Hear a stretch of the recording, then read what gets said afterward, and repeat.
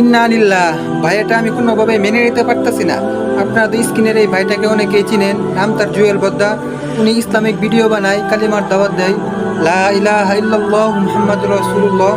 এটা আপনারা খেয়াল করে দেখেছেন কি? ওই যে কালিমার দাওয়াত দেয়, সেই কালিমার ব্যাকগ্রাউন্ডে হারাম মিউজিক বাজে।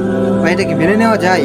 আমি যদি ভাই কোরআন তেলাওয়াত করি, কোরআন তেলাওয়াতের ব্যাকগ্রাউন্ডে যদি আমি হারাম মিউজিক বাজাই, তাহলে কি আপনারা সেটা মেনে নেবেন না?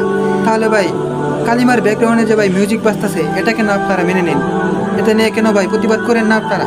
ইসলামের সবচাইতে দামি মূল্যবান জিনিস হচ্ছে কালিমা, লা ইলাহা ইল্লাল্লাহ মুহাম্মাদুর রাসূলুল্লাহ। আর এই কালিমার ব্যাকগ্রাউন্ডে হারাম মিউজিক বাজাইতেছে, এটা আশ্চর্য লাগে ভাই। আপনাদের বিশ্বাস হয় না? বিশ্বাস না হলে আগে ভিডিওটি দেখুন। এখন কিন্তু কালেমাটা শেয়ার করার পালা। লা ইলাহা ইল্লাল্লাহু মুহাম্মাদুর রাসূলুল্লাহ সাল্লাল্লাহু আলাইহি ওয়াসাল্লাম। চলুন একটা কাজ করি, কষ্ট হলেও এক ক্লিকে ভিডিওটা একটু শেয়ার করি।